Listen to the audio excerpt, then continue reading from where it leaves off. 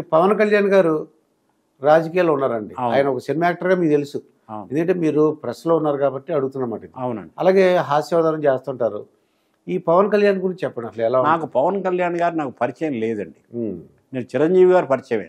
చిరంజీవి గారు పరిచయం అండి. చిరంజీవి సన్మానం చేశారు. ఆయనకు నేను గుర్తుండకపోవచ్చు, కానీ నాకు ఆయన మామగారు అయిన అల్లు రామలింగయ్య గారు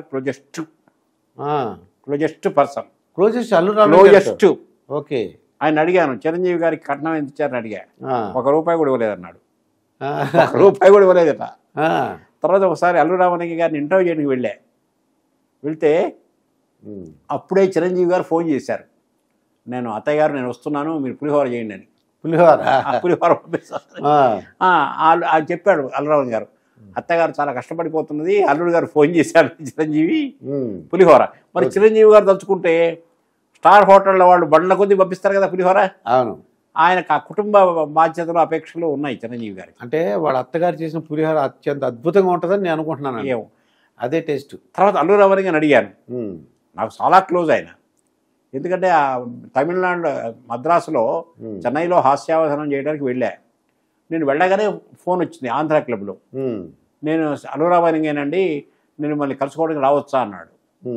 నేను అల్లు రామలింగ అభిమాని. నాకు హీరో ఇష్టం లేదు, కానీ అల్లు రామలింగ లాంటి గుమాస్తా క్యారెక్టర్స్ అవన్నీ వేసేవాడు నేను. ఓకే. అందువల్ల ఆయన అనేప్పుడు మిత్రపైన 5 నిమిషాల్లో వచ్చాడు నా దగ్గరికి. అంటే కింద రిసెప్షన్ నుంచి ఫోన్ చేశాడు.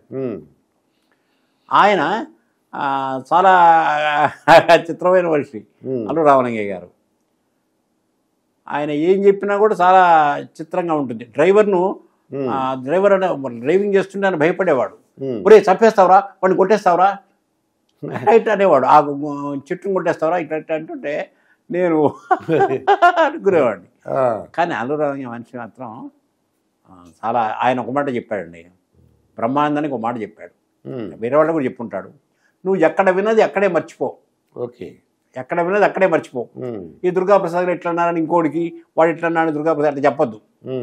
ఆ విన్నది వేరే వాళ్ళకి చెప్పావంటే నీకు ప్రాబ్లమ్స్ వస్తాయి అన్నమాట. అది మంచి మాట చెప్పాడు. పెద్దోళ్ళు అలా మంచి మంచి మాటలు చెప్పేవాడు.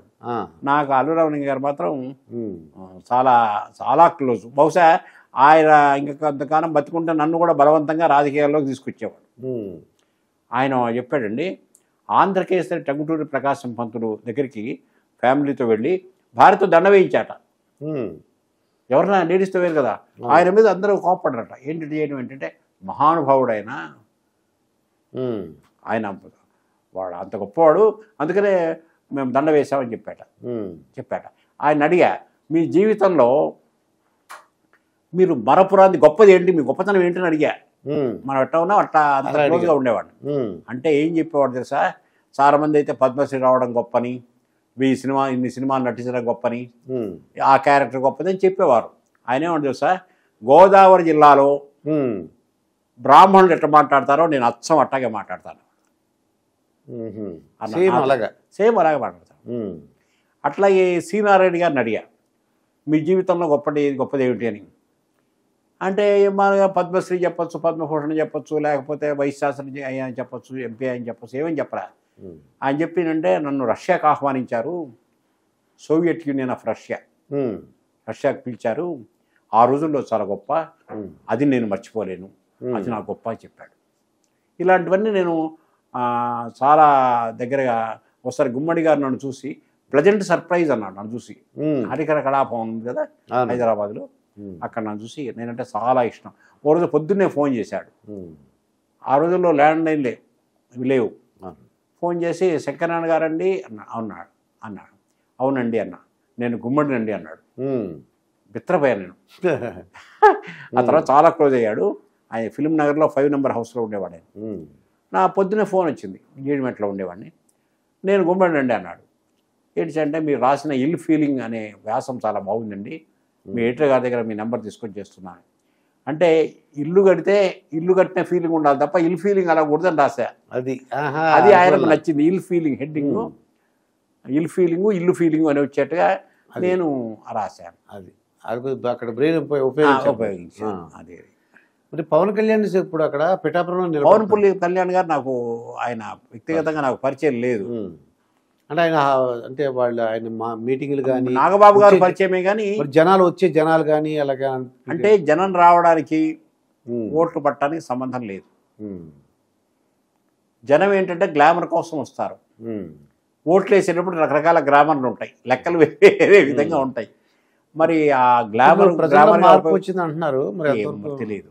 ఎందుకంటే నేను మన ఆ ప్రాంతంలో ప్రోగ్రాంలు చేయడానికి నేను వెళ్ళడం తప్ప ఆంధ్రప్రదేశ్కు నా వేరే వెళ్ళడం అక్కడ ఉన్న ఇప్పుడు ఆస్ట్రేలియా నేను ఆంధ్రప్రదేశ్లో ప్రకాశం జిల్లాలో దొనకొండ మండలం వంగినపూడిలో పూర్వం దర్శితారు అనేవాళ్ళు, అక్కడ పుట్టినా కానీ నేను 82 తర్వాత నేను ఆంధ్రప్రదేశ్లో లేను. అవును, 40 ఏళ్ల క్రితం. అవునండి. ఇప్పుడు సోమబాబు సినిమాలో ఒక టైప్లో ఇద్దరు భార్యలతో వచ్చేయండి అని నేను ఎక్కువగా సోమబాబు ఆ రేంజ్ టైంలో. ఇప్పుడు సహజీవనం కొత్తగా వచ్చింది, విన్నారన్నమాట సహజీవనం. అవును, అంటే ఇద్దరు భార్యలు అంటే ఇద్దరు భార్యలు ఉంటే చెడ్డ పేరు వస్తుందండి. ఒకే భార్య ఉండి 10 మంది గర్ల్ ఫ్రెండ్స్ ఉన్నా కూడా వాడు ఏకపత్ని వ్రతుడే, భార్య ఒకటిగా. కాబట్టి సహజీవనం చేస్తూ వాడు ఏకపత్ని వ్రతుడు కాదంటానికి వీలు లేదు. ఇద్దరిని పెళ్లి చేసుకుంటే వాడు దాన్ని భంగం చేసినట్టు లెక్క. భార్య ఒకటే ఏకపత్ని వ్రతుడు, గర్ల్ ఫ్రెండ్స్ అకౌంట్లోకి రారు. నేను అందుకనే రిజిస్ట్రార్స్ సబ్ రిజిస్ట్రార్లకు చెప్పా ఒకసారి మీటింగ్లో, మీరు ప్రేమల్ని కూడా రిజిస్ట్రేషన్ చేయండి అని. ఎంతకాలం ఎవరిని ప్రేమించారు. ఇప్పుడు అదే వచ్చిందండి, సహజీవనం చేసేవాళ్ళు రిజిస్టర్ చేసుకోవాలంట. ఉత్తరాఖండ్లో అది వచ్చింది. అది మంచి లక్షణం, తెలిసి ఉంటుంది.